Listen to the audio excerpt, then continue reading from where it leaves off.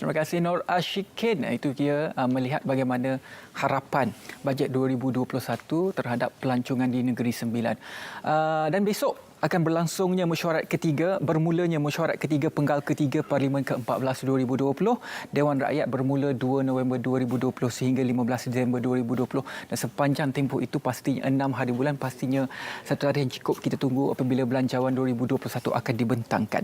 Jadi pada hari ini untuk membuka slot Selamat Pagi Malaysia perbincangan, kita akan mulakan dengan sidang Parlimen, bahas secara matang dan membina. Bersama saya tetamu pada hari ini Dr. Muhammad Taufik Yaakob, pensyarah kanan Jabatan Pengajian Pentadbiran dan Politik Fakulti Ekonomi dan Pentadbiran Universiti Malaya. Dan di tengah-tengah perbincangan nanti kita juga akan bersama dengan Profesor Dr. Siva Murugam Pandian, pensyarah Sosiologi Politik, Pusat Pengajian Sains Kemasyarakatan Universiti Sains Malaysia.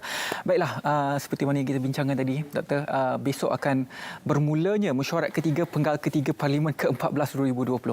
Pastinya antara saat dan juga masa yang kita tunggu-tunggu melihat bagaimana ahli politik kita membahaskan, dan 6 hari bulan merupakan satu tarikh yang kita tunggu-tunggu apabila berlakunya pembentangan bajet 2021. Jadi pada awalnya lah kita melihat dahulu bagaimanakah kematangan yang sebenarnya yang diperlukan ahli politik apabila mereka berbahas, apabila dan sekarang ini perbahasan mereka boleh disaksikan secara langsung. Jadi kematangan itu masyarakat mahukan sesuatu yang lebih daripada apa yang telah pun berlaku sebelum ini.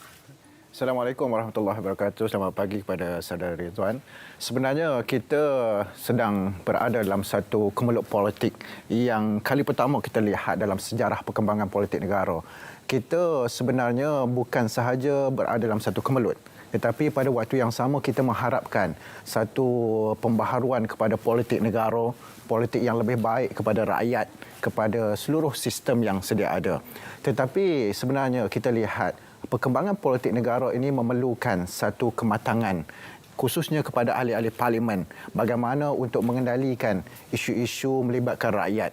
Kerana kita sedia maklum, selepas 1998, perkembangan politik negara ini berada dalam satu keadaan yang tidak stabil. Kita lihat di beberapa buah negeri itu berlaku pertukaran kerajaan, dan seterusnya kita lihat hari ini dalam sidang parlimen itu sendiri berlaku perdebatan yang sungguh panas. Jadi kenapa ini berlaku? Saya faham setiap ahli parlimen sebenarnya memerlukan perhatian daripada rakyat. Pada waktu yang sama kita lihat ada sidang Dewan Rakyat yang disiarkan live, ya. Sudah pasti ahli-ahli parlimen itu memerlukan sokongan, memerlukan perhatian daripada pengundi-pengundi, khususnya untuk menarik perhatian mereka menjelang pilihan raya umum. Bagi saya, ahli-ahli parlimen sebenarnya bukan sahaja merupakan wakil rakyat, tetapi mereka merupakan wakil kepada imej politik yang mereka bawa. Kita tidak mahu politik yang ada di negara kita sedang kita lihat di kaca-kaca televisyen, bagaimana perdebatan itu dengan kata-kata yang kesat, ya. Sedangkan di televisyen itu dilihat oleh anak-anak kecil, ya, belia. Adakah mereka ingat, oh, ini masa depan negara yang sesuai untuk kita?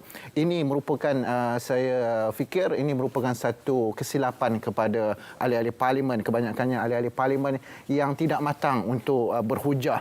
Kerana mereka berhujah berdasarkan emosi, berhujah berdasarkan kepada sentimen untuk menarik perhatian.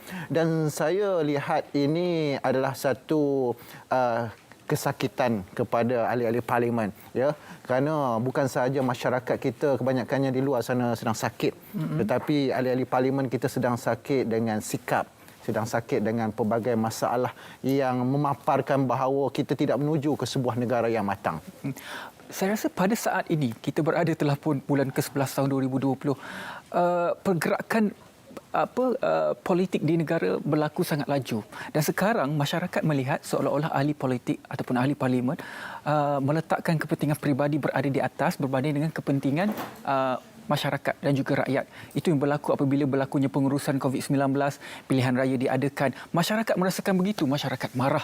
Jadi untuk mengelakkan daripada perkara kemarahan ini terus berlaku di kalangan masyarakat, saya rasa ahli politik ini perlu meletakkan kematangan itu berada pada tahap yang paling tertinggi. Apabila perbahasan itu berlaku, mereka harus meletakkan kepentingan rakyat nombor satu. Jadi untuk menjadikan ahli politik itu berbahas meletakkan kepentingan masyarakat pertama itu bagaimana? Saya melihat bahawa selepas ini PRU 15, rakyat kena menilai dan memilih seorang ahli parlimen yang betul-betul mampu untuk membawa hal kebajikan mereka, mampu membawa imej yang baik kepada rakyat. Ya, kerana kita tidak mahu lagi seorang ahli parlimen ataupun wakil rakyat ini kalau masuk Dewan Rakyat seolah-olah masuk ke pesta.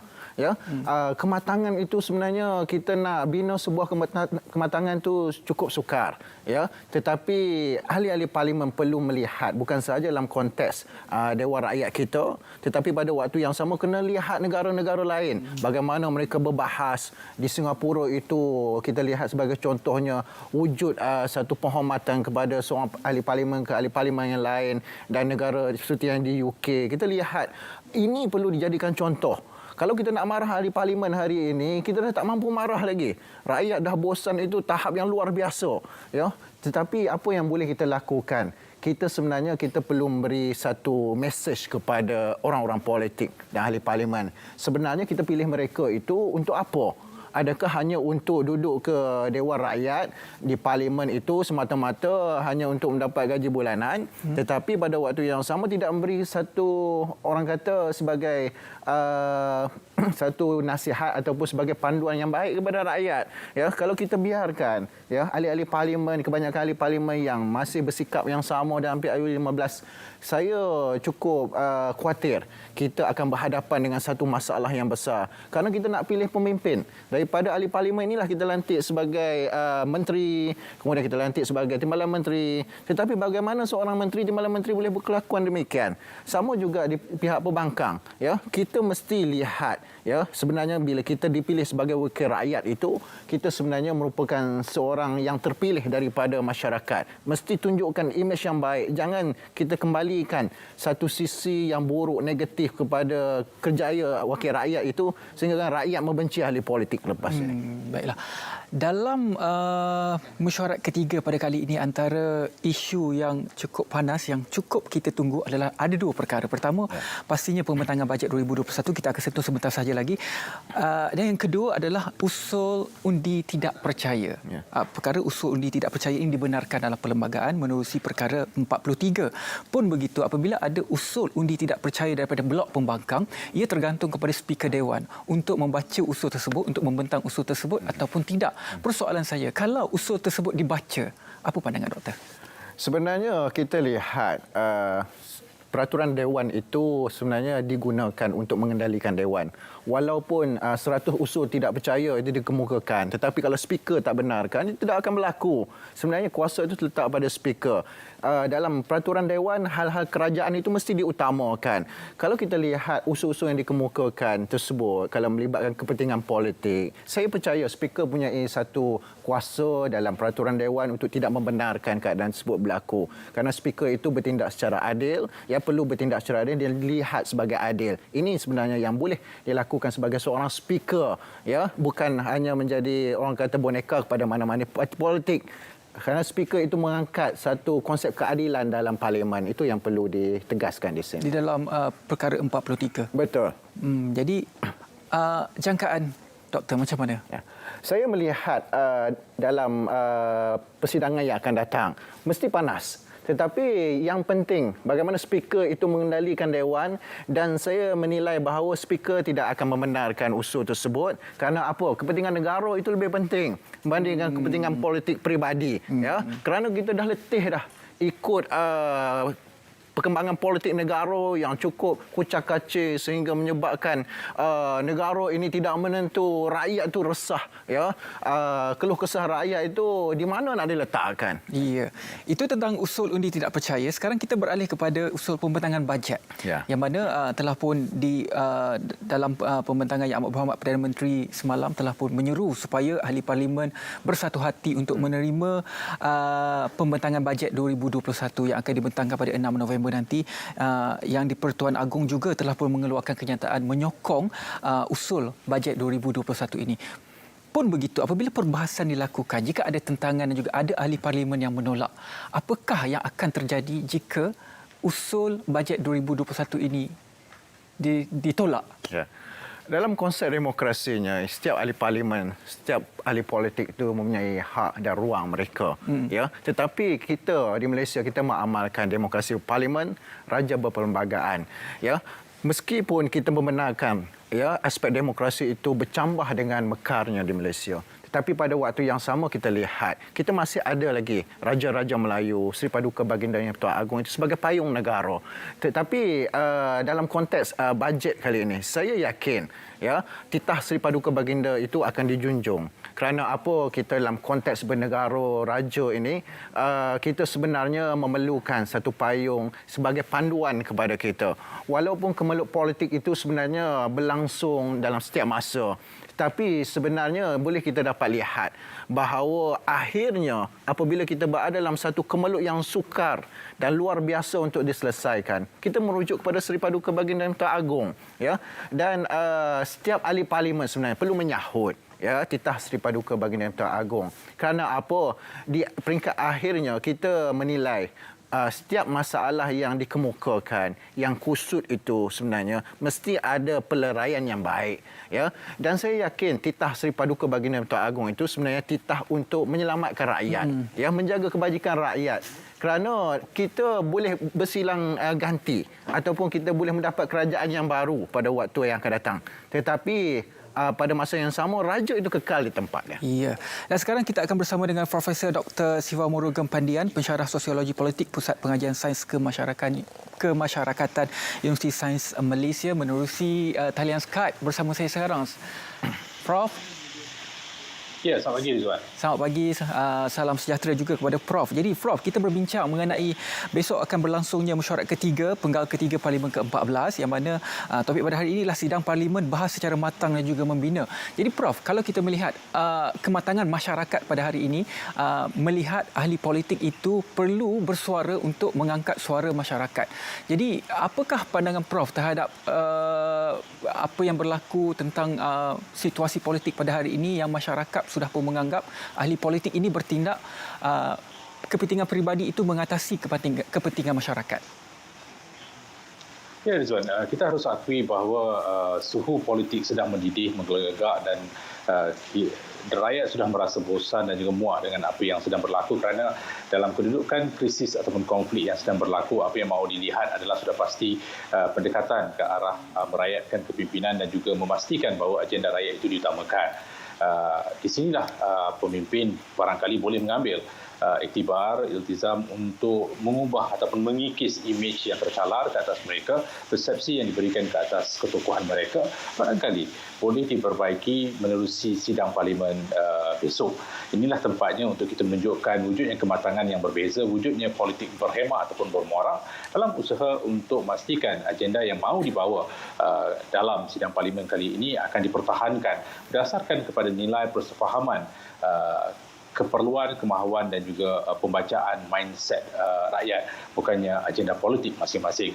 Ada ketikanya kita boleh melepaskan ataupun mengenepikan perbezaan ideologi politik semata-mata untuk memberikan pengukuhan ke atas apa yang boleh kita lakukan dalam konteks dasar dan polisi. Kematangan pemimpin akan diuji kali ini. Bukan saja kita menguji tahap sokongan kepada mana-mana individu, tetapi di sinilah juga akan menguji sejauh manakah pemimpin bersedia untuk mengenepikan kepentingan peribadi dan juga memberikan keutamaan ke atas agenda sebenar, iaitu soal kebajikan rakyat, soal pemacuan kelangsungan ekonomi, ketiga kelangsungan perniagaan, keempat mengubah sistem penyampaian yang jauh lebih baik, dan yang terakhir adalah kehidupan mapan masyarakat. Prof, tadi kami ada juga berbincang mengenai ada antara usul yang akan dibentangkan oleh Blok Pembangkang, yang mana ada antara usul-usul yang tidak akan dibentangkan menurut daripada apa yang telah pun berlaku pada sidang parlimen yang lepas, contohnya usul undi tidak percaya. Tidakkah pada pandangan Blok Pembangkang, apabila usul itu tidak dibaca dan juga dibentangkan, itu merupakan satu perkara yang tidak ada kepada Blok Pembangkang? Pandangan Prof macam mana? Ada dua naratif yang harus kita lihat, Rizwan. Satu, ada yang bertanggapan bahawa ini maksudnya untuk meletakkan usul yang memberikan kepentingan ke atas agenda yang cuba dibawa oleh kerajaan, dan kita mengenepikan bil-bil yang lain, usul lain barangkali boleh diberikan keutamaan apabila keadaan sudah reda. Tetapi kita juga harus lihat bahawa jika sekiranya meluluskan bajet dengan sepenuhnya, apakah itu akan memberikan tafsiran, memberikan sokongan penuh kepada Perdana Menteri. Dan naratif yang kedua adalah jika sekiranya ianya tidak disokong sama sekali, jika bajet digagalkan, bukankah itu juga akan memberikan tamparan kepada pembangkang kerana titah perkenaan Yang di-Pertuan Agong harus dijadikan sebagai nota kaki ataupun rujukan yang telah merayu dan juga mohon agar kali ini bajet diberikan keutamaan dan bukannya perkara lain. Politicking harus ditepikan dan memberikan tumpuan penuh kepada apa yang boleh jadikan agenda induk di dalam belanjawan kali ini. Jika usul undi tidak percaya dibawa, bukankah itu juga akan memberikan tamparan kepada yang membawa, kerana dalam keadaan kita berada dalam keadaan tidak menentu, dalam tidak stabil, apakah itu harus diberikan keutamaan. Ketua Dewan adalah Perdana Menteri yang melaksanakan tanggungjawab Perdana Menteri di Jabatan Perdana Menteri dan dikoordinasi oleh Speaker Rakyat, dan kita tahu dalam konteks peraturan Dewan, keutamaan diberikan kepada usul yang dibawa oleh kerajaan dan bukan di sebaliknya. Walaupun ada hampir 25 usul undi tidak percaya dibawa, ada juga undi percaya kepada Perdana Menteri, tapi saya percaya kita harus meletakkan keutamaan ataupun membiarkan Dewan kali ini melihat kepada soal keprihatinan ke atas usaha memperbaiki taraf hidup rakyat yang berada dalam keadaan terdesak. Jika itu dilakukan, saya juga percaya rakyat akan melihat bahawa kewibawaan dan ketokohan kepimpinan kali ini terserlah, walaupun berpolitiking, tetapi ada masanya mereka bersedia untuk melakukan gencatan politik. Gencatan politik kali ini penting untuk meredakan suasana politik dan juga memberikan pilihan ke atas usaha memperbaiki sistem penyampaian kita dan juga bajet yang penting untuk frontliners kita. Okey, baiklah, terima kasih banyak-banyak kepada Profesor Dr. Siva Murugam di atas sedikit pencerahan tentang apa yang akan bakal berlaku dan juga kematangan yang bagaimana yang kita mahukan selepas ini. Kita sambung dalam studio bersama dengan Dr. Muhammad Taufik. Jadi, Doktor, jangkaan Doktor terhadap belanjawan 2021 bagaimana? Kita ada dua, saya melihat secara asas helikopter view lah. Kita nak memperbaiki rumah yang rosak dan kita nak menambah struktur rumah itu supaya lebih lagi kukuh. Rumah itu adalah ekonomi negara. Ridwan, saya yakin sebenarnya bajet yang akan dibentang oleh Yang Amat Berhormat Perdana Menteri akan diluluskan. Tetapi sokongan itu sejauh mana? Kerana kita lihat apa yang berlaku hari ini bukan melibatkan kemelut politik sahaja, tapi pada waktu yang sama kita berhadapan dengan wabak COVID-19. Ya, biarlah politik itu diletakkan di tepi dulu. Jangan kita perjudikan masa depan negara. Jangan kita perjudikan kebajikan rakyat. Kerana rakyat itu mendambakan sesuatu yang penting daripada kerajaan. Rakyat itu susah di luar sana. Suara-suara rakyat itu perlu diangkat, perlu diutamakan. Kalau kita lihat, kalau bajet ini tidak diluluskan, impak dan implikasi yang besar kepada masa depan negara. Ya, kita boleh berpolitik 24 jam. Tetapi takkanlah kebajikan politik ini, kebajikan rakyat ini kita nak politikkan. Sedangkan rakyat itu sebenarnya mengangkat ahli parlimen. Rakyat itu mengangkat kerajaan. Kalau kita perjudikan masa depan rakyat, bagaimana rakyat nak menilai kita? Bagaimana rakyat nak memilih kita semula pada masa akan datang? Bajet ini satu perkara yang penting.